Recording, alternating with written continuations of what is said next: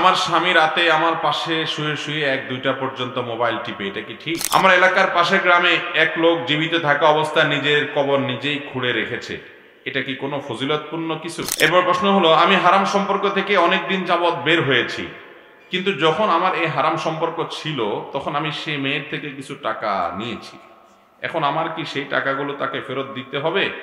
আর যদি দেওয়াই লাগে এবং সে যদি না নেয় সেক্ষেত্রে কি করা হবে? মায়ের সম্পত্তির ভাগ বটোয়ারা সম্পর্কে ইসলাম কি বলে? এরপরে প্রশ্ন হলো, জানাজা নামাজে সিজদা দেওয়া হয় না কেন? টয়লেটে থাকা অবস্থায় আজানের জবাব দেওয়া যাবে কিনা? এরপরে প্রশ্ন হলো, স্ত্রী সহবাস করার পর ফরজ গোসল না করে মুরগি জবাই করা যাবে কিনা? গর্ভাবস্থায় বিশেষ কোনো আমল আছে কিনা? আস্তাগফিরুল্লাহ রাব্বি মিন কুল্লি যামবিন, এই ইস্তিগফার কি হাদিসে এসেছে? আমার বয়স 28 বছর, বাবা মা ছোটবেলায় আকিকা করেনি, এখন আমি কি আমার উপার্জিত অর্থ দিয়ে আকিকা করতে পারবো? বিস্তারিত জানতে চাই। বাবা মায়ের দিকে নেক সুরতে তাকালে কবুল উমরার সওয়াব পাওয়া যায়, হাদিসটি কি সহিহ? প্রথম প্রশ্ন, কিয়ামতের আগে কি সমাজের চোর বাটপার সুদখোর মহাজনদের নেতৃত্ব আমাদের বাধ্য হয়ে মানতে হবে? জানালে উপকৃত হব। ভাইরা আমার, কিয়ামতের প্রায় 150-র কাছাকাছি আলামত আছে। কতগুলো আলামত আছে? সৌদি আরবের একজন আলেম ডক্টর মোহাম্মদ আল আরিফি, তার একটা বই আছে নেহায়াতুল আলম, আশরাতুস সাহাবা কিয়ামতের আলামতের উপরে। এই বইয়ে তিনি কিয়ামতের 141টি আলামতের বিস্তারিত বিবরণ উল্লেখ করেছেন। ওইটাকে আমরা খুব সংক্ষেপ করে একটা পুস্তিকা করেছি, ওখান থেকেই পয়েন্টগুলো নিয়ে আমরা সংক্ষেপ করে একটা পুস্তিকা করেছি কিয়ামতের 141 আলামত নামে। এই 141 আলামতের ভিতরে 10টা হলো আলামতে কোবরা বা বড় আলামত, কিয়ামতের একদম শেষ মুহূর্তে যেটা দেখা যাবে। আর বাকি 131টা কোরআন হাদিস ঘেটে তিনি বাইর করেছেন, এগুলো হলো অনেক আগে থেকে দেখা যাবে। এই আলামতগুলোর মধ্যে এই কিয়ামতের নিদর্শনগুলো যেগুলো দেখলে বোঝা যাবে কিয়ামত কাছায় গেছে, এগুলোর মধ্য থেকে একটা আলামত হলো যে নবী করিম সাল্লাল্লাহু আলাইহি ওয়াসাল্লামের ঐতিহাসিক হাদিস আপনারা অনেকেই জানেন। তিনি বলেছেন যে তোমরা একটা সময় আসবে, দেখবে ওয়া আনতালিদাল আমাতু রাব্বাতাহা ওয়া আন তারাল হুফাতাল উরাতাল আলাতা রিআ আশ-শা'i ইয়াতাতাওয়ালুনা ফিল বুনিয়ান। এক সময় পায়ে জুতাও ছিল না, রাখাল ছিল, সমাজের খুব হীন দিনও ছিল। এই ধরনের তুচ্ছ মানুষগুলো হয়তো বস্তিতে বড় হয়েছে, হয়তো শিক্ষাও পায় না, বস্তির কোনো দোষ নাই। উদ্দেশ্য হলো যে কোনো কালচার পায় নাই। বস্তি থেকে অনেক বিল্ডিং আলার চেয়ে ভালো কালচার পায়, সেটা ভিন্ন বিষয়। কিন্তু উদ্দেশ্য হলো যে সাধারণত বাপমার কোনো শিক্ষা দীক্ষায় শিক্ষিত না হয়ে, দীক্ষিত না হয়ে, অমানুষ হয়ে যারা বড় হয়েছে, ছিচকে সন্ত্রাসী হয়েছে, খারাপ দিকে চলে গেছে, সেটা বিল্ডিং থেকেও হতে পারে। এইরকম মানুষগুলো সমাজে যাদের কোনো বেল নাই, ভিত্তি নাই, এরাই সন্ত্রাস করে, চাঁদাবাজি করে, গুম খুন করে, নানা রকম পাওয়ার প্রতিপত্তি দিয়ে এরাই একসময় বিশাল বড় নেতা হয়ে যাবে, এরাই অনেক বড় ক্ষমতার অধিকারী হবে। আর সমাজের শিক্ষিত, সম্ভ্রান্ত, সম্মানিত, সৎ যারা মানুষ আছে তারা এদেরকে সারসার করা লাগবে। যারা রাখাল, তাদেরকে রাখালি করতে এক সময় তাদেরকে আল্লাহ তাআলা এমন তৌফিক দিবেন যে এরা বিশাল বড় বড় বিল্ডিং হাঁকাবে।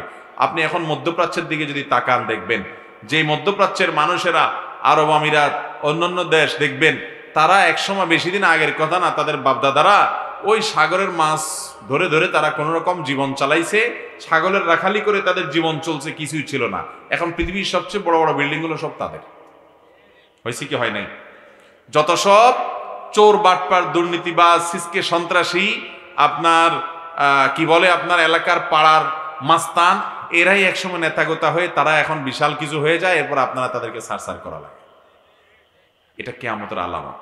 নবী রাসূলুল্লাহ সাল্লাল্লাহু আলাইহি ওয়াসাল্লাম বলেছেন এটা হবে। সন্তান নিজের মায়ের সাথে এমন আচরণ করবে, মনে হবে যে মা হলো কোনো দাসী আর সে হলো মালিক, এমন আচরণ করবে। আজকাল ঘরে ঘরে সেটা হয়ে গেছে না যায় নাই? এরকম চরিত্র আজকাল ঘরে ঘরে হয়েছে না হয় নাই? এগুলো কিয়ামতের আলামত। আল্লাহ তাআলা আমাদেরকে কিয়ামতের জন্য প্রস্তুতি গ্রহণ করার তৌফিক দান করুন। কিয়ামতের আলামত জানলে হবে না, শুধু কিয়ামতের জন্য কি করতে হবে? প্রিপারেশন নিতে হবে। এরপর প্রশ্ন হলো, আমার স্বামী রাতে আমার পাশে শুয়ে শুয়ে 1-2টা পর্যন্ত মোবাইল টিপে, এটা কি ঠিক? এই রোগে তো বেশিরভাগ মানুষই রোগী। এই বেচারি হয়তো তার কোনো দামি মোবাইল নাই, অ্যান্ড্রয়েড সেট, স্মার্টফোন নাই হয়তো, শুধু স্বামী একলা একলা টিপে, আর যাদের ঘরে বউ জামাই দুইজনের আছে তারা দুইজনে দুইটা টিপে, আর বাচ্চা একবার বাপেরটা দেখে একবার মায়েরটা দেখে। ভাইরা আমার, আমাদের সংসারগুলোকে শেষ করে দিছে এই স্মার্টফোনে। স্মার্টফোন, এটার ব্যবহার যদি আপনি ভালো করতে পারেন, এটা হলো সাপের বিষ দিয়ে ঔষধ বানানোর মতো। আপনি যদি এটার ভালো ব্যবহার করতে পারেন তাহলে এটা দিয়ে আপনি অনেক সওয়াব কামাইতে পারবেন, অনেক উপকার পাবেন। আর যদি আপনি এটাকে সঠিকভাবে ব্যবহার করতে না পারেন, বরং আপনি যদি নিজেই ডাইরেক্ট হয়ে যান এটার পিছনে গিয়া, অহেতুক ঘন্টায় ঘন্টা টিপেন, কেন টিপেন নিজেও জানেন না, ফেসবুক ইউটিউবে ভূতের মতো পড়ে থাকেন, সারাদিন ঘাঁটতে থাকেন, সময় নষ্ট করেন, তাহলে ওই বিষধর সাপের বিষ দিয়ে ঔষধ বানানোর যাত্রার কাম না। ওইটা যদি আপনি করতে না পারেন, উল্টা সাপের দংশ নিজেও মরতে পারে। এই মোবাইল ফোনের অপব্যবহার আজকে আমাদেরকে সেই পর্যায়ে নিয়ে গেছে। ভাইরা আমার, আমি এই জন্য প্রায় বলি, দুনিয়াতে মোবাইলের ভার বহন করা সহজ হলেও আখেরাতে এই মোবাইল দিয়ে যেসব আকাম কুকাম করেন এর দায়ভার বহন করা অনেক কঠিন হবে। আপনি রাতে বিছানায় গিয়েছেন, বাসায় গিয়েছেন, আপনার স্ত্রীর হক, তাকে সময় দিবেন, আপনি সেটা না দিয়ে মোবাইল টিপাটিপি করছেন এবং আননেসেসারি টিপাটিপি করছেন, অপ্রয়োজনীয় ঘন্টাকে ঘন্টা বহু সংসারকে শেষ করে দিচ্ছে। আল্লাহ তাআলা মোবাইলের এই সঠিক ব্যবহার করার তৌফিক আমাদেরকে দান করুন। আমরা মোবাইলকে ব্যবহার করব না, মোবাইল আমাদেরকে ব্যবহার করবে। এখন যারা মোবাইলের কাছে অটো হয়ে গেছে, আপনার চুম্বকের মতো মোবাইলের কাছে হাত চলে যায়, সারাক্ষণ টিপাটিপি করে, এই লোকগুলো মোবাইলকে ব্যবহার করে না, বরং মোবাইলে তাদেরকে ব্যবহার করে। আল্লাহ তাআলা আমাদেরকে এই নেশা থেকে বেঁচে থাকার তৌফিক দান করুন। এটাকে নিয়ন্ত্রণ করতে হবে, সৎসাহস লাগবে। কোনো স্বামী যদি এরকম করে তাহলে সেক্ষেত্রে তিনি স্ত্রীর অধিকার নষ্ট করছেন, আবার কোনো স্ত্রী যদি এরকম করেন তাহলে তিনি স্বামীর অধিকার নষ্ট করছেন, আর স্বামী স্ত্রী দুইজন মিলে দুইটা যদি টিপাটিপি করেন তাহলে সন্তানের অধিকার নষ্ট করছেন এবং নিজেদের অধিকার পরস্পর নষ্ট করছেন। আল্লাহ তাআলা আমাদেরকে এই সমস্ত নেশা থেকে বেঁচে থাকার তৌফিক দান করুন। কিয়ামতের আগে অনেক ফিতনা আসবে ভাই, এটাকে একটা ফিতনা বলতে পারেন, যে ফিতনা এটাতে পতিত হয়ে বহু মানুষ আমল হারা হবে, তাকওয়া হারা হবে, ঈমান হারা হবে, চোখের গুনাহ করবে, মনের জিনা করবে, মিথ্যা প্রপাগান্ডা ছড়াছড়ি এই সমস্ত কাজে লেগে যাবে। আল্লাহ তাআলা এই অন্যায় অনাচার থেকে, গুনাহ থেকে আমাদেরকে বেঁচে থাকার তৌফিক দান। আমার এলাকার পাশের গ্রামে এক লোক জীবিত থাকা অবস্থায় নিজের কবর নিজেই খুঁড়ে রেখেছে, এটা কি কোনো ফজিলতপূর্ণ কিছু? না ভাই, কিছু বেহুদা কাজ আছে, আমরা এটাকে অনেক সওয়াবের কাজ, অনেক বড় মর্যাদার কাজ মনে করি, আছে না নেই? কিছু লোক আছে দেখবেন এই টাইপের অনেক কাজ করে, উনি নিজের কবর নিজে খনন করে রাখছে। কি আল্লাহওয়ালা মানুষ, ওনার মৃত্যুর জন্য কত প্রস্তুত তিনি, যে নিজের কবরটা নিজে খুঁড়ে বসে আছে। হ্যাঁ ও ভাই, আপনার কবর খনন করার দায়িত্ব পুরো এলাকাবাসীর কেউ যদি আপনার কবর খনন না করে তাহলে সবাই ফরজে কিফায়ার, ফরজ তরক করার গুনাহ হবে। কোন এলাকা মানুষ মারা গেলে তাকে দাফন কাফন করা পুরো এলাকার বাসীর উপরে কি ফরজে কিফায়া, কেউ না কেউ যদি করে সবার পক্ষ থেকে আদায় হবে, আর কেউ যদি না করে সবাই গুনাহগার হবে। তো অন্যদের উপরে যেটা ফরজে কিফায়া, আপনাকে কি বলছে ওইটা মানে কাটার জন্য? আপনি এই কাজের সময় না দিয়া বরং পারলে একটা রাস্তা ভেঙে গেছে, কিছু মাটি নিজের জমিন থেকে কেটে সেই রাস্তাটা বেঁধে দেন, সেটা ঠিক করে দেন যাতে মানুষের চলতে সুবিধা হয়, তাতে আপনি সওয়াব পাবেন। আপনার নিজের কবর খুঁড়তে বলছে কি? এ ধরনের কিছু আজাইরা কাজ আমরা অনেক সময় করি, মনে করি যে বিশাল ফজিলতের কাজ করে ফেলছি, অনেক সওয়াবের কাজ করে ফেলছি। হ্যাঁ, আপনি অন্য মুসলমান মারা গেছে তার কবরটা খনন করে দেন, কোনো পয়সা করে নেবেন না, আল্লাহকে খুশি করার জন্য, এটা অনেক সওয়াবের কাজ। নিজের কবর আপনার জন্য নিজের খনন করা জরুরি না। এটা যদি এত বড় ফজিলতপূর্ণ কাজ হতো তো আমাদের নবী সাল্লাল্লাহু আলাইহি সাল্লাম কবর খনন করে নিজেরটা নিজে রেখে যেতেন, সাহাবীরাও করে যেতেন, কই তারা তো এটা করেন নাই। ঠিক না ভাই? ঠিক। অনেক লোক আছে অনেক আগে থেকে কবর খনন করে, সেখানে যে বসে থাকে, উনি আখিরাতের জন্য কত প্রস্তুত। আরে ভাই, মৃত্যুর জন্য প্রস্তুতির অংশ হিসাবে 2 নম্বরে ছেড়ে দেন, চিটারি বাটপারে ছেড়ে দেন, গুনাহ কাজ করা ছেড়ে দেন, হারাম কাজ করা ছেড়ে দেন, হালাল কাজ করেন, নেক কাজ করা শুরু করেন। এটা হলো আখিরাতের প্রস্তুতি। আপনার কবর খনন করা এটা আখিরাতের প্রস্তুতি। আল্লাহ আমাদেরকে বুঝার তৌফিক দান করুন। এরপর প্রশ্ন হলো, আমি হারাম সম্পর্ক থেকে অনেক দিন যাবৎ বের হয়েছি, কিন্তু যখন আমার এই হারাম সম্পর্ক ছিল তখন আমি সেই মেয়ের থেকে কিছু টাকা নিয়েছি, এখন আমার কি সেই টাকাগুলো তাকে ফেরত দিতে হবে? আর যদি দেওয়াই লাগে এবং সে যদি না নেয় সেক্ষেত্রে কি করা উচিত? আমরা জানি মেয়েরা ছেলেদের থেকে নেয়, কিন্তু এই লোক দেখা যাচ্ছে মেয়ের কাছ থেকে নিছে। ডেঞ্জারাস পাবলিক মনে হচ্ছে। আচ্ছা যাক, আজকাল অবশ্য ওই ছেলেরা মেয়েদের পিছে ঘোরা লাগে না, উল্টা বরং মেয়েরাই ছেলেদের পিছে ঘুরঘুর করে। অনেক, সব ক্ষেত্রে না, অনেক ক্ষেত্রে দেখা যায় অনেক ছেলে নিজের চরিত্র ভালো রাখতে চায়, কিন্তু মেয়েদের অত্যাচারে সে টিকতে পারে না। অনেক ছেলে বলে, হুজুর মেয়েদের জ্বালায় থাকতে পারি না, কিয়ামত কোথায় কত যে নিকটবর্তী চলে আসছে এবং কিয়ামতের আলামত যে কোন পর্যায়ে গিয়ে পৌঁছাইছে এদিকে তাকালে বোঝা যায় যে একসময় মেয়েদের পটাইতে হইতো ছেলেরা, এখন মেয়েরা দ্বারা ছেলেদেরকে পটানোর জন্য ঘুরে বেড়ায়। এই যে এই প্রশ্ন থেকে সেটা বোঝা যাচ্ছে। তাহলে মেয়ের কাছ থেকে টাকা ধান্দা আদায় করবে। আমরা এতদিন জানতাম যে এই যে যেটাকে আপনারা নাম দিয়েছেন প্রেম, যেটা মূলত বুট বাদাম খাওয়ার ধান্দা, মেয়েদের বুট বাদাম খাওয়ার ধান্দা, চাইনিজ খাওয়ার ধান্দা, চটপটি ফুচকা খাওয়ার ধান্দা, গিফট নেওয়ার ধান্দা, আর পুরুষদের ছেলেদের হলো ফষ্টি নষ্টি করার ধান্দা। এটার নাম দিছে কি? প্রেম। যাই হোক, আরে ভাই প্রেম তো হবে বিবাহিত স্বামী স্ত্রীর মধ্যে, ওইটা হলো প্রেম, ওইটা হলো ভালোবাসা। এই দুই নম্বরই যেটা, এটা কখনো ভালোবাসা হতে, এটা খারাপ বাসা। এটা কি বাসা? খারাপ বাসা, এটা ভালোবাসা। এখন যাই হোক, এই বেচারা সেই তার এই হারাম কাজ করতে গিয়ে সে আবার ওই মহিলা হয়তো তারা পড়াইছে কিনা কে জানে, সে তার কাছ থেকে পয়সা নিয়েছে, অথবা যেভাবে হোক সে নিয়েছে পয়সা। এখন কথা হলো, এই পয়সা যদি সেই মহিলা দিয়ে থাকে, তাকে কেন দিছে? যে আমার বিয়ে করবে, সংসার করব, এসব মতলব, এসব ধান্দা ছিল, এই জন্য ইনভেস্ট করছে, টাকা পয়সা দিয়ে তারে বাওয়ে রাখছে। কিন্তু সে শেষ পর্যন্ত করে নাই, কারণ অনেক পোলাপান আছে। আমি তো বলি মেয়েদেরকে যে তোমাদেরকে পোলাপানে ভালোবাসো ভালোবাসি বলে সব উতরায় দেয়। দুই একটা মুখলেস আছে যে এখলাসের সাথে দুই নম্বরই করে, কিন্তু বেশিরভাগই হলো পিওর দুই নম্বর। বেশিরভাগই তোমাদেরকে ভালোবাসে ভালোবাসলে জান দিয়ে ফেলা, মুখ দিয়ে ফেনা তুলে ফেলায়, আবার এদিকে হুজুরের কাছে আইসা মহিলা মাদ্রাসার প্রিন্সিপাল সাহেব বলে, হুজুর আমার জন্য একটা পর্দানশীল ভালো দেখে মেয়ে দেখবে। আল্লাহ তাআলা আমাদের মেয়েদেরকে এসব বাটপাটদের বাটপাড়ি থেকে বেঁচে থাকার তৌফিক দান করুন। ছেলেদেরকে আল্লাহ তাআলা হারাম কাজ থেকে বেঁচে থাকার তৌফিক দান করুন। যুবক এবং যুবতী, জীবনে ভালোবাসার সময় আসবে কি আসবে না ইনশাআল্লাহ। আরে সব জমা করে রাখো, সব ভালোবাসা এই বুকে জমা করে রাখো। বৈধ জীবন সঙ্গী সঙ্গী পাইলে সব উজাড় করে দিবা, ভালোবাসার সাগরে দুজন হাবুডুবু খাবা। আর অসময় অজাগায় কুজাগায় ভালোবাসার নামে দুই নম্বরই করে সফট ড্রিঙ্কসের বোতলের মতো ফুস করে খুলে ফেললে জাঁচ টাচ চলে গেছে, এরপরে বোতল যতই লাগাও আর আগের জাঁচ থাকবে। অতএব অসময় এই সমস্ত আকাম কুকাম করে ভালোবাসা কমায় ফেলবা, বিয়ে করার পরে দেখবা না ভালোবাসা আর নাই বুকে, তেমন সব অজাগা নষ্ট করে ফেলছে। আল্লাহ তাআলা যুবক যুবতীদেরকে হেদায়েত দান করুন। হারামে আরাম নাই। এই জন্য ভালোবাসার ট্রেনিং যারা দেয়, আমি সবসময় বলি তোমাদেরকে নাটকে, সিনেমাতে, নোবেলে, উপন্যাসে যারা সারাদিন বলে যে এইভাবে প্রেম করতে হবে, প্রেমকে জয় করতে হবে, প্রেমকে জয় করতে গিয়ে সমাজ থেকে পৃথক হয়ে যেতে হবে, বাপ মার কথা মানা যাবে না, জীবন দিয়ে ফেলতে হবে, এগুলো যারা তোমাদেরকে সারাদিন সবক শিখায়, এদের বিয়ে দেখবা যত আওয়াজ করে হয় তত আওয়াজ করে ভাঙে।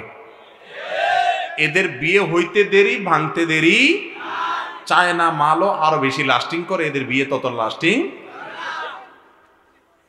অতএব এই সমস্ত মিথ্যুকদের কথা বিশ্বাস করবা। এরা তোমাদেরকে বলবে প্রেম পবিত্র জিনিস, এটা নাকি জান্নাত থেকে আসছে, স্বর্গ থেকে আসছে, অনেক শয়তানি কথা এরা সাপ্লাই করবে। আল্লাহ তাআলা আমাদের যুবকদেরকে এই হারাম থেকে বেঁচে থাকার জন্য অনেকই মানুষ শক্তি দরকার। এই সময় অন্তত কঠিন, যৌবনের এই সময়টা বড় পাগলামির সময়। আল্লাহ আমাদেরকে পাগলামিগুলো থেকে বেঁচে থাকার তৌফিক দান করুন। পড়াশোনা করেন মনোযোগ দিয়ে, কেরিয়ার গড়েন। যেসব মেয়ের পিছনে গুড়গুড় করে বেড়াচ্ছেন, নিজের পড়াশোনা, নিজের যোগ্যতা, নিজের ইনকাম, নিজের উপার্জন, বাবা মার অনুসরণ, সৎ জীবন যাপন, ভালো মানুষ হওয়া, ইনোসেন্ট মানুষ হওয়া, নিজেকে গড়া, এগুলো চেষ্টা করেন। এগুলো করার পর দেখবেন ওই মেয়ে তো মেয়ে হচ্ছে, কত ওরে চাকরানি রাখে না, এরকম অনেক মেয়ের বাপরা আপনার পিছ পিছ গুড়গুড় করবে। আর অসময়ে আপনি এই সমস্ত মেয়েদের পিছ পিছ গুড়গুড় করবেন, মেয়ের বাপ দেখবে যে এটা তো স্বর্ণ ছাড়া, কপাল পড়া, ভিটে ছাড়া, ঘর ছাড়া, মাটি ছাড়া, আপনার বাদ দিয়া অন্য আরেকটা ছেলের সাথে বিয়ে দিবে। এরপর বলবেন থাক আমি সারাজন আর বিয়ে করবো না, পড়েই থাকবো। আল্লাহ তাআলা আমাদের যুবকদেরকে সমস্ত পাগলামি থেকে বেঁচে থাকার তৌফিক দান করুন। এগুলো হলো পাগলামি। আল্লাহ যৌবনকাল সম্পর্কে জিজ্ঞাসাবাদ করবেন, যুবক তোমার যৌবনকালে কি করছো, আকাম কুকাম করে আসছো, আল্লাহর কাছে জবাবদিহি করা যাবে না। এই যৌবনকে হারাম কিছু থেকে আমরা পরিচ্ছন্ন রাখার চেষ্টা করবো তো ইনশাআল্লাহ। এখন প্রশ্ন হলো, ওই মহিলার থেকে পটায় পটায় মেয়ের কাছ থেকে তুমি টাকা পয়সা নিছ, বেচারে বিয়ে করবে সে আশায় দিছে, তাহলে তুমি এই টাকাটা ফেরত দেওয়া উচিত। এ টাকা তোমাকে ফেরত দিতে, এগুলো সে অনেকটা বিশেষ আশায় তোমাকে দিয়েছে, অথবা নেওয়ার সময় তো কেউ আর ওরকম ডাইরেক্ট আল্লাহর রাস্তায় চায় না, বেহায়া যে সেও তো হাওলাতের কথা বলেই চায়। অতএব তুমি হাওলাত বলে নিছ, এরকমই হওয়ার কথা। যদি সেটাই হয় তাহলে তো হাওলাত তোমাকে অবশ্যই পরিশোধ করতে হবে। আর যদি গিফট পারস্পরিকভাবে দিয়ে থাকো একজন অন্যজনকে, তাহলে সেক্ষেত্রে গিফট ফেরত দেওয়া কোনো আবশ্যক নয়। তবে এমন কোনো গিফট যদি হয় যে দেখলে তার কথা বারবার মনে পড়বে, আবার সে গুনাহের জগতের জল্পনা কল্পনা হারিয়ে যাবা, তাহলে ওটা তুমি হয় ফেরত দাও, আন্দোলন অন্য কাউকে দান করে দাও, ওটা চোখের সামনে রাখিও না, কারণ তো ওটা তোমাকে গুনাহের দিকে আবার যেতে প্ররোচিত করতে পারে। আর নগদ টাকা পয়সা হলে যেটা নিছো এটা আদায় করে দাও, ঠিক আছে না ইনশাআল্লাহ। যুবকরা এই আকাম কুকাম ছেড়ে দিবেন, যারা নিয়ত করছেন হাত তোলেন। তার মানে সবার আগে ছিল। আল্লাহ তাআলা বেঁচে থাকার তৌফিক দান করো। এরকম যুবক এখন পাওয়া কঠিন, যে যুবকের চরিত্রে কোনো কালিমা লাগে। বাবারা চাচারা এই পোলাপান তাড়াতাড়ি বিয়ে দেন, তলে তলে কত হারামে তারা লিপ্ত, বেশিরভাগ যুবকরা আপনারা জানেনও না। আল্লাহ আমাদের যুবকদের তাড়াতাড়ি বিয়ের ব্যবস্থা করে দেখ, যুবতীদের তাড়াতাড়ি বিয়ের ব্যবস্থা করে দেখ, মুরব্বী চাচাদেরকে আল্লাহ তাআলা হেদায়েত দান করুক, মাদের দিলটা আল্লাহ নরম করে দেখ, যুবকদেরকে আল্লাহ কাজ করার তৌফিক দান করুক, 2 নম্বরে ছাড়ার তৌফিক দান করুক। এরপর প্রশ্ন হলো, মায়ের সম্পত্তির ভাগ বটোয়ারা সম্পর্কে ইসলাম কি বলে? বাবার সম্পদ যেভাবে বন্টন হবে একই পদ্ধতিতে মায়ের সম্পদও বন্টন হবে। বাবার সম্পদে মেয়েরা ছেলেদের অর্ধেক পাবে, মায়ের সম্পদেও একইভাবে লিযযাকারি মিসলু হাজ্জিল উনসায়াইন। এখানে আমার সেকুলার বন্ধুরা, নাস্তিক বন্ধুরা এসে জজবা উঠে যাবে, কেমন কথা, ইসলাম মেয়েদেরকে বলছে ছেলেদের অর্ধেক দিতে, হ্যাঁ কোরআনে মেয়েদের অধিকার কম দিছে। বাইরে আল্লাহর সাথে পাল্লা ধরলে গোল্লা যাইতে হবে, তোমার সমস্ত কুযুক্তি টিকবে না, তুমি নিজে লজ্জিত হবা। বিয়ে করবে, মোহর দিবে ছেলে না মেয়ে? ছেলে। এরপরে বিয়ে করার পরে বউরে খাওয়ানোর সকল খরচ দায় দায়িত্ব কার উপরে? মেয়ে যদি উপার্জন করেও শরীয়ত অনুযায়ী তার 1 টাকাও সংসারে দায় খরচ করার কর্তব্য। এরপরে মেয়ের বাপের বাড়ি যাবে, মিষ্টির পোটলাটা কিনবে কে? ছেলে।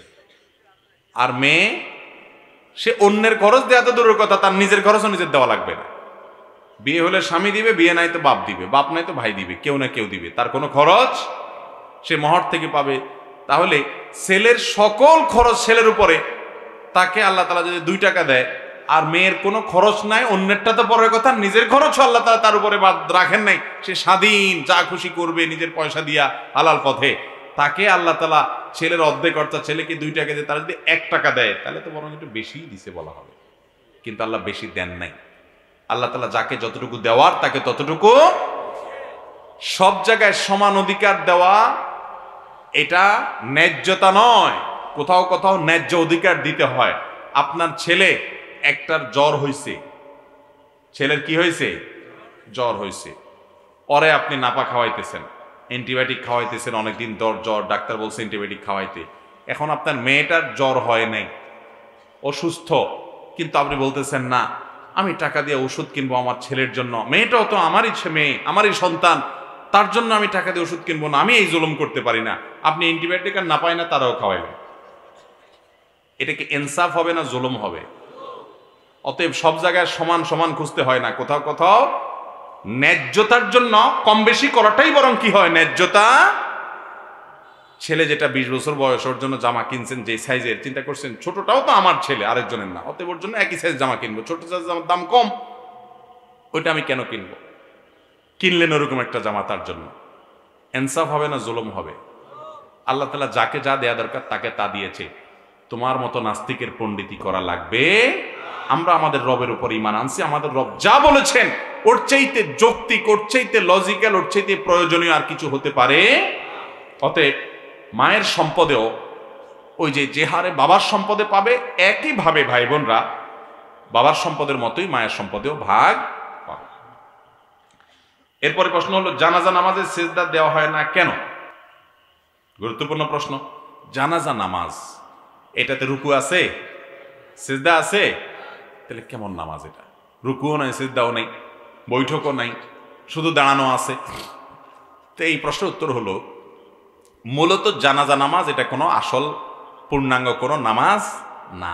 এটা মূলত একটা দোয়ার আয়োজন। এটা কিসের আয়োজন? দোয়ার আয়োজন। সেজন্য সেখানে রুকু সিজদা নেই, বৈঠক নাই, এটা গতানুগতিক নামাজ না। এখানে যে সলাত বলা হয়, নামাজ বলা হয়, নামাজ শব্দ, সলাত শব্দের অর্থ মূলত দোয়া। সলাতুল জানাজা মানে মৃত ব্যক্তির জন্য কি? এটা মূলত তার জন্য দোয়ার আয়োজন, সেজন্য দাঁড়িয়ে তার জন্য দোয়া করা হয়। রুকু সিজদা তো আল্লাহ তাআলার প্রতি কৃতজ্ঞতা নিবেদন। এখানে আল্লাহর প্রতি কৃতজ্ঞতাটা মুখ্য না, মুখ্য হলো মুর্দার জন্য কি করা? ওই দোয়ার প্রয়োজনে আল্লাহর প্রশংসা করি, আমরা সানা পাঠ করি, আল্লাহর প্রশংসা আমরা সেখানে করি, ফাতিহা পাঠ করি, দুরুদ পাঠ করে নবীজির প্রতি দুরুদ, যাতে করে দোয়া কবুল হয়। এটা পুরোটা দোয়া। জানাজা নামাজটা মূলত কি? এটা কোনো গতানুগতিক নামাজ না, যার কারণে সেখানে রুকু সিজদা নাই। টয়লেটে থাকা অবস্থায় আজানের জবাব দেওয়া যাবে কিনা? না, টয়লেটে থাকা অবস্থায় আজানের জবাব দিবেন না। কারণ টয়লেট নোংরা জায়গা, নাপাক জায়গা। নাপাক জায়গায় আল্লাহর নাম উচ্চারণ করা মাকরুহ, অপছন্দনীয়। এটা আল্লাহর শানের খেলাফ যে অপবিত্র জায়গায় আল্লাহর নাম নিবেন, আল্লাহর নাম পবিত্র জায়গা নিবেন। সেজন্য টয়লেটে আজানের জবাব দেওয়া যাবে, মনে মনে জবাব দিতে পারেন মুখে উচ্চারণ করা ছাড়া। কথা কি বুঝতে পারছি? এরপরে প্রশ্ন হলো, স্ত্রী সহবাস করার পর ফরজ গোসল না করে মুরগি জবাই করা যাবে কিনা? যাবে, কোনো অসুবিধা নেই। ফরজ গোসল করা ছাড়া হাঁস, মুরগি, গরু, ছাগল এগুলো জবাই করতে কোনো অসুবিধা। ফরজ গোসল দ্রুততার সাথে করে ফেলাই ভালো। কোনো কারণে যদি মনে হয় যে এখন গোসল করব না, নামাজের আরো বাকি আছে, 1 ঘন্টা 2 ঘন্টা আরো পরে করব, তাহলে আপনি এই ফাঁকে অন্যান্য কাজ করতে পারবেন, করলে গুনাহ হবে না। তবে উত্তম হলো ওযু করে নিয়ে তারপর অন্যান্য কাজ করা। যদি ওযু না করেও করেন তাতেও মুরগি খাওয়া হালাল হবে, জবে হালাল হয়ে যাবে, কোনো অসুবিধা হবে না। আমাদের দেশে মহিলাদের ব্যাপারে ফতোয়া দেওয়া হয় যে মহিলারা গোসল ফরজ হলে ঘরের কোনো কাজ করতে পারবে না, বাচ্চারা দুধ খাওয়াতে পারবে না। বোগাস কথা, ভিত্তিহীন কথা। এটা মহিলা আর পুরুষের জন্য আলাদা কোনো পার্থক্য।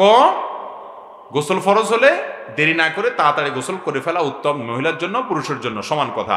যদি কোনো কারণে দেরি করতে হয় তাহলে আপনি গোসল ফরজ হয়েছে রাত 10টা, 11টা, 12টা, 1টা, ফজর নামাজ এখনো বাকি আছে, আপনি ফজরের আগ দিয়ে গোসল করতে চাচ্ছেন, চলবে, অসুবিধা নেই, ফজরের আগে তো করতেই হবে। তো আপনি এই সময়টা ঘুমাইতে চাচ্ছেন, ওযু করে ঘুমান, এটা উত্তম। যদি ওযু করা ছাড়াও শোন, গুনাহ হবে না, এটা জাস্ট উত্তম অনুত্তমের ব্যাপার। অতএব মুরগি জবাই করলে সে মুরগি খাওয়া হালাল হবে, হাঁস জবাই করতে পারেন, তাতে জবাই হয়ে যাবে, কোনো অসুবিধা নাই। এরপরে প্রশ্ন হলো, গর্ভাবস্থায় বিশেষ কোনো আমল আছে কিনা? গর্ভবতী মায়েরা গর্ভাবস্থায় তারা কোনো আমল করবেন কিনা? এর উত্তর হলো যে সুনির্দিষ্ট করে গর্ভবতী মায়ের জন্য এই আমল, এই দোয়া, এই সূরা, আলাদা আলাদা বিভিন্ন জিকিরের কথা কোরআন হাদিসে বলা হয়েছে, এরকম কোনো সুনির্দিষ্ট জিকির বা দোয়া নাই। তবে এটা ঠিক যে অভিজ্ঞতা দ্বারা প্রমাণিত, তাজরিবা দ্বারা প্রমাণিত যে গর্ভাবস্থায় মায়েরা তাদের গর্ভস্থ সন্তান যাতে নেক হয়, ভালো হয়, গর্ভাবস্থায় তারা যে নেকামলগুলো করে এর একটা প্রভাব সন্তানের উপরে অনেক সময় পড়ে।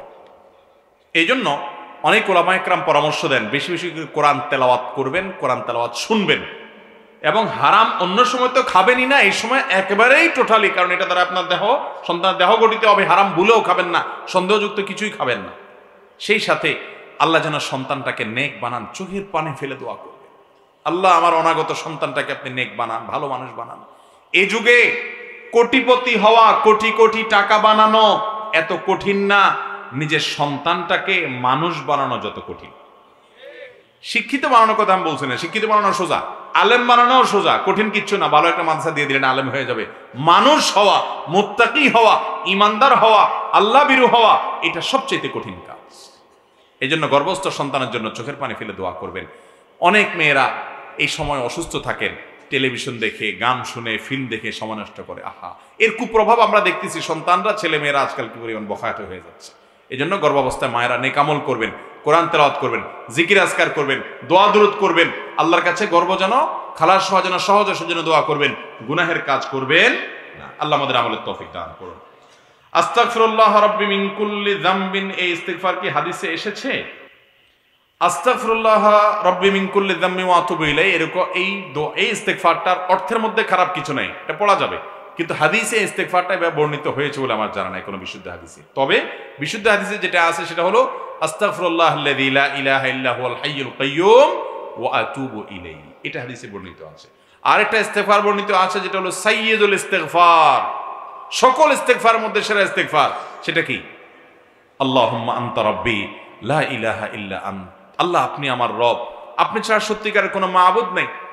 খালাকতানি, আপনি আমাকে সৃষ্টি করেছেন। ওয়া আনা আবদুকা, আমি আপনার গোলাম। ওয়া আনা আলা আহদিকা ওয়া ওয়াদিকা মাস্তাতাতু, আমি আপনার ওয়াদা, আপনার অঙ্গীকারের উপরে যতটুকু পারতেছি আমি চলার চেষ্টা করতেছি। আউযু বিকা মিন শাররি মা সানাতু, আমি যে সমস্ত গুনাহ করে ফেলেছি এর জন্য আপনার কাছে পানাহ চাই। আবু লাকা বিনিআমাতিকা আলাইয়া, আপনি আমার উপর অনেক নিয়ামত দিয়েছেন আমি স্বীকার করি। ও আবু লাকা বিযামবি, আমি অনেক গুনাহ করে ফেলেছি সেটাও আমি স্বীকার করি। ফাগফিরলি, অতএব আমাকে মাফ করে দিন। ফাইন্নাহু লা ইয়াগফিরুদ দুনুবা ইল্লা আনতা, কারণ আপনি ছাড়া কেউ কোনো গুনাহ মাফ করতে পারে না। দারুণ একটা ইস্তেগফার, এটার অর্থের দিকে তাকালে আপনার মধ্যে আবেগ আসবে। আল্লাহুম্মা আনতা রাব্বি লা ইলাহা ইল্লা আন্ত খালাকতানি ওয়া আনা আবদুকা ওয়া আনা আলা আহদিকা ওয়া ওয়াদিকা মাস্তাতাতু আউযু বিকা মিন শাররি মা সানাতু আবু লাকা বিনিআমাতিকা আলাইয়া ওয়া আবু লাকা বিযামবি ফাগফিরলি ফাইন্নাহু লা ইয়াগফিরুদ দুনুবা ইল্লা আন্ত। যদি সকালে কেউ ইস্তেগফার পড়ে, সন্ধ্যায় যদি কেউ ইস্তেগফার পড়ে, সকালে পড়লে সারাদিন, সন্ধ্যা পড়লে সারা রাতের ভিতরে যদি তার মৃত্যু হয়, সে সোজা জান্নাতে যাবে ইনশাআল্লাহ। অতএব ইস্তেগফার করবো তো ইনশাআল্লাহ, দিনে বারবার ইস্তেগফার করবো। আল্লাহ আমাদেরকে তৌফিক দান করুন। ভাইয়া 2-3টা প্রশ্ন দিয়ে শেষ করি, এরপরে আমাদের মাছ ধরার পালা। আমার বয়স 28 বছর, বাবা মা ছোটবেলায় আকিকা করেনি, এখন আমি কি আমার উপার্জিত অর্থ দিয়ে আকিকা করতে পারবো? বিস্তারিত জানতে চাই। এরকম আছে অনেক ফ্যামিলিতে, বাবা মার তখন সামর্থ্য ছিল না বা তারা বুঝেন নাই, আকিকা করেন নাই। আল্লাহ তাআলা ছেলেকে এখন সামর্থ্য দিয়েছেন, মেয়েকে এখন সামর্থ্য দিয়েছেন, সন্তান বড় হয়েছে, এখন তারা নিজের আকিকা নিজে করতে চাচ্ছেন। পারবেন কিনা? উত্তর হলো পারবেন। নবী করিম সাল্লাল্লাহু আলাইহি সাল্লাম নিজে বয়স হওয়ার পর তিনি তার নিজের আকিকা নিজে সম্পাদন করেছেন, বিভিন্ন হাদিস থেকে প্রমাণিত। যার কারণে যদি আকিকা মূলত বাবার উপরে বর্তায়, বাবা যদি না করে থাকেন, এখন বাবার সামর্থ্য নাই, ছেলেকে আল্লাহ বড় হওয়ার পর সামর্থ্য দিয়েছেন, জানতে পেরেছেন যে বাবা তার আকিকা করতে পারেন নাই, তো তিনি নিজে নিজের আকিকার ব্যবস্থা করলে সেটা জায়েজ হবে এবং হাদিস থেকে সেটি প্রমাণিত। এরপর প্রশ্ন হলো, সন্তান জন্মের পর আজান দেওয়ার নিয়ম কি? অর্থাৎ কানের কাছে আজান দিতে হবে নাকি বাড়িতে দিলে হবে? সন্তান জন্মের পর সন্তানের ডান কানে আজান আর বাম কানে একামত দেওয়া মুস্তাহাব।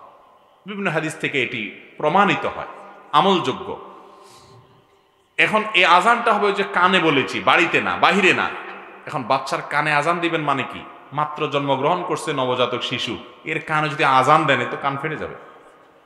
চিৎকার করে আজান না, এর মানে হলো আজান দিবেন কি, আজানের বাক্যগুলো শুধু তার কানে শোনাবেন। কেউ একজন কোলে করে ধরে রাখবে, আপনি তার কানের কাছে বলতে কানের কাছে মুখ করে না, যা সে শুনতে পায়, এভাবে আপনি আজানের বাক্যগুলো বলবেন ডান কানে, আবার বাম কানে একামতের বাক্যগুলো বলবেন। এর মাধ্যমে তার আল্লাহর বড়ত্ব এবং একত্ববাদ তার ভিতরে ঢুকে যাবে। সে তো বুঝে না, কিন্তু এর একটা প্রভাব তার মধ্যে পড়বে। আজকাল দেখা যায় সন্তানরা হাসপাতালে হয়, বিভিন্ন জায়গায় হয়, আজান আর দেওয়ার খবর নাই, একামত দেওয়ার খবর নাই, মিষ্টির পোটলা নিয়ে সব ব্যস্ত। এই মোস্তাহাবগুলো চলে যাওয়ার কারণে দেখবেন পোলাপান সব দুষ্ট হচ্ছে, বাঁদর হচ্ছে, নামাজি হচ্ছে না, দিনদার হচ্ছে না, আমলদার হচ্ছে না। আল্লাহ তাআলা আমাদের সন্তানদের নেক সন্তান হিসেবে গড়ে তোলার জন্য এই সুন্নাহ মুস্তাহাবগুলোকে আমল করার তৌফিক দান করুন। এরপরে প্রশ্ন হলো, ফরজ নামাজের পর ইমাম সাহেব মুসল্লির দিকে ফিরে বসবেন নাকি কেবলার দিকেই থাকবে? এটার সুন্নাহ পদ্ধতি কি? দেখুন, বুখারীর একটা বর্ণনা সমর ইবনে জুনদুব রাদিয়াল্লাহু আনহু থেকে বর্ণিত হয়েছে। তিনি বলেছেন যে নবী করিম সাল্লাল্লাহু আলাইহি ওয়াসাল্লাম যে কোনো নামাজ যখন পড়তেন, ইদা সাল্লা সালাতান, নবী সাল্লাল্লাহু আলাইহি ওয়াসাল্লাম যখনই কোনো নামাজ পড়তেন, আকবালা আলাইনা বিওয়াজহিহি, তখন আমাদের দিকে তিনি ফিরে বসতেন প্রত্যেক নামাজের পর। অন্য আরেক বর্ণনায় আছে, নবী এক সাহাবী বলেছেন যে নবী আলাইহিস সালাম নামাজের পর যাতে আমার দিকে ফিরে বসার জন্য যে কোনো নামাজ আমরা নবীজির ডান পাশে পড়ার চেষ্টা করতাম, কারণ তিনি এদিকে ঘুরে বসতেন। এজন্য নামাজের পরে মুসল্লির দিকে ঘুরে বসা নবী সাল্লাল্লাহু আলাইহি ওয়াসাল্লামের একটা সুন্নাহ। এটা আমরা অনেকেই করি না, বা এই সুন্নাহর উপরে আমল অনেক ক্ষেত্রেই নাই। বাবা মায়ের দিকে নেক্সট সুরতে তাকালে কবুল উমরার সওয়াব পাওয়া যায়, হাদিসটি কি সহিহ? না, এরকম কোনো বিশুদ্ধ হাদিস নেই যে বাবা মার দিকে তাকালে, মহব্বতের সাথে তাকালে কবুল উমরার সওয়াব পাওয়া যাবে। তবে এটা ঠিক যে বাবা মার আনুগত্য করলে, তাদেরকে ভালোবাসলে, তাদেরকে মহব্বত করলে, তাদের কথা মেনে চললে আপনি আল্লাহ তাআলার সন্তুষ্টি লাভ করতে পারবেন। রিদার রাব্বি ফি রিদাল ওয়ালিদাইন ওয়া সাখাতুর রাব্বি ফি সাখাতিল ওয়ালিদাইন। মা বাবাকে খুশি করবেন তো আল্লাহ খুশি হবে, মা বাবাকে বেজার করবেন তো আল্লাহ বেজার হবে। এটা হাদিস দ্বারা প্রমাণিত। অতএব মা বাবার কথা মানতে হবে, শুধু মুখের দিকে তাকাইলে হবে না।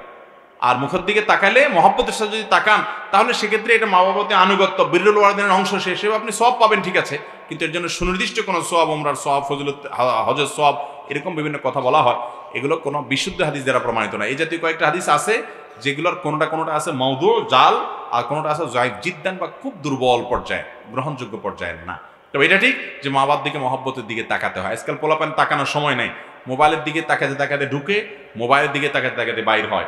ভাত খাইতে বসে তাও মোবাইলের দিকে তাকায়, মা তরকারি বেড়ে দিচ্ছে, ভাত বেড়ে দিচ্ছে, মোবাইলের দিকে তাকায়, মায়ের দিকে তাকানোর সময় নেই। ওই যে একটা গল্প ফেসবুকে কে জানি লিখছিল, আপনারা দেখছেন না, যে এক ছেলে সারাক্ষণ মোবাইল টিপতেছে, মোবাইল টিপতে টিপতে টিপতে টিপতে হাঁপায় উঠছে, হঠাৎ করে মোবাইলটা ধাপ করে রেখে মায়ের দিকে তাকায় ফিক করে হেসে দিচ্ছে। খুব হাসি, নির্মল হাসি, ভালোবাসার হাসি। মা তো দেখে আশ্চর্য হয়ে গেল, ব্যাপার কি, আমার ছেলে তো মোবাইলের নেশায় নেশাখোর হয়ে গেছে, তো অসুস্থ হয়ে গেছে, এই ছেলে তো আমার দিকে তাকায় এরকম নির্মম ভালোবাসার হাসি কোনোদিন দেয় না, আজকে হঠাৎ করে হেসে দিল কেন? তো মা জিজ্ঞেস করলো, বাবা কাহিনী কি? ছেলে তখন বলতেছে, মা মোবাইলের চার্জ শেষ হয়ে গেছে, আর টিপার সুযোগ নেই, এই জন্য রেখা তোমার দিকে একটু তাকা, চার্জ চলে গেছে সেজন্য হেসে দিলাম। আমাদের যুবকের অবস্থা এরকম হয়ে গেছে না এখন? আহা, কি নিয়ে যাবো আল্লাহর কাছে? আল্লাহ তাআলা আমাদেরকে এই মোবাইল সহ সব বিষয়গুলোকে আমাদের নিয়ন্ত্রণ করার তৌফিক দান করুন। চেষ্টা করবো তো ইনশাআল্লাহ। ইয়ান ও বাজি, এত কালারফুল প্রশ্ন অনুরোধ করেন। আরে সুবহানাল্লাহ, খুব সুন্দর করে প্রিন্ট করে নিয়ে আসছে। আসসালামু আলাইকুম রহমতুল্লাহ, প্রিয় শেখ, আমার নাম মোহাম্মদ ইয়াসিন আরাফাত, আমার জন্মস্থান লক্ষ্মীপুর জেলা। আমি আপনাকে ইউটিউব ও ফেসবুকে সবসময় ফলো করি। খুব খারাপ কথা, বেশি ফেসবুক ইউটিউব দেখবেন না, এবং আপনাকে আমি অনেক ভালোবাসি। দয়া করে যদি আপনি আমার জন্মস্থান জেলার নামটি বলতেন, ও দয়া করে যদি আপনি আপনার জন্মস্থান জেলার নামটি বলতেন, বেশি খুশি হতাম। এটা কোনো প্রশ্ন হইল? এই ভাই, এই প্রশ্ন বলার জন্য আপনি এত অনুরোধ করলেন, আমি মনে হচ্ছে কি জানি কি আহামরি প্রশ্ন। দেখেন, এত সুন্দর করে কম্পিউটার কম্পোজ করে নিয়ে আসছে। আমার জেলাও লক্ষ্মীপুর, এই লোকের বাড়িও লক্ষ্মীপুর, মনে হয় শুনতে চাইছে কিনা আল্লাহ জানে। আচ্ছা, হয়তো উনি জানেন না, আমরা একটু ধারণা না করি। আমার বাড়ি লক্ষ্মীপুর ভাই, ছোট্ট একটা দেশ। অনেকে জিজ্ঞেস করে, ভাই আপনার দেশ কোথায়, দেশের বাড়ি কোথায়? দেশের বাড়ি কোথায় হবে আবার, আমরা এক দেশি। আরে ভাই, এই দেশ এক জেলার থেকে থুতু দিলে আরেক জেলা যায় পড়ে, এমন একটা ছোট্ট দেশ, এখানে আবার এত ভাগযোগ কি? আমরা এই ছোট্ট দেশে বাসিন্দা সবাই। আল্লাহ আমাদেরকে জান্নাতে একত্র হওয়ার তৌফিক দান করুন। এটা ঠিক যে আমারও জন্ম লক্ষ্মীপুরে, আমি লক্ষ্মীপুরের মানুষ আলহামদুলিল্লাহ। তবে আমরা যেখানেই থাকি না কেন, আমাদের সবচেয়ে বড় পরিচয় হলো আমরা আল্লাহর বান্দা, মুহাম্মদ সাল্লাল্লাহু আলাইহি ওয়াসাল্লামের উম্মত। আল্লাহ তাআলা আমাদেরকে কিয়ামতের ময়দানে একত্র হওয়ার তৌফিক দান করুক, আল্লাহর নবীর উম্মত হিসাবে, জান্নাতি হিসাবে। জাযাকুমুল্লাহু খাইরান।